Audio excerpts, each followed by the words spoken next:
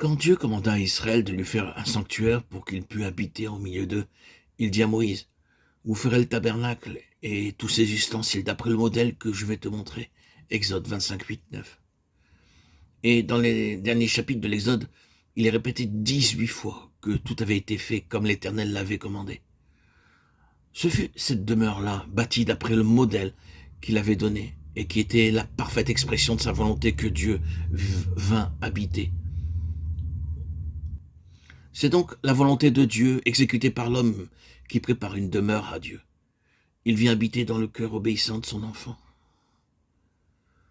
Dans le tabernacle, c'était l'arche contenant l'étape de la loi qui représentait le trône de Dieu, le siège de sa miséricorde.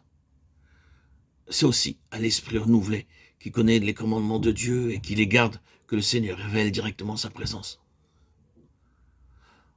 Pour que Dieu pût habiter le tabernacle, il fallut commencer par le construire. Pour cela, il fallut du temps et des sacrifices de la part du peuple. Et toi, croyant qui demande que Jésus se révèle à toi, regarde au-dedans de toi. Vois si ton cœur est préparé à lui servir de temple. Ta conscience te rend-elle le témoignage que de tout ton cœur tu cherches à connaître et à faire la volonté de ton Dieu?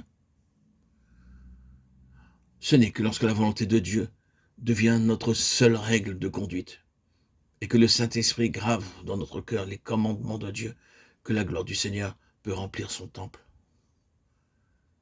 Si vous voulez que la présence de l'Esprit devienne en vous une réalité bénie, conservez une conscience bien nette, que chaque jour, elle vous rende le témoignage que vous êtes conduit avec sainteté et pureté devant Dieu, selon la grâce de Dieu. 2 Corinthiens 1, 12. Frères et sœurs en Christ, bien-aimés, chers amis, l'obéissance est indispensable pour éprouver sans réserve la présence de l'Esprit. Que chacun de nous dise au Seigneur qu'il l'aime et qu'il veut observer ses commandements.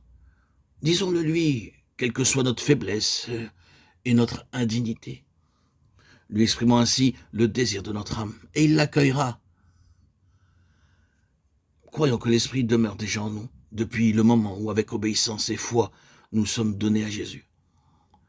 Croyons aussi que nous pouvons être remplis du Saint-Esprit chargé de nous révéler la présence de Christ en nous. Et n'ayons pas de repos jusqu'à qu'avec respect, amour et tremblement, nous obtenions l'assurance bénie d'être le temple du Dieu vivant.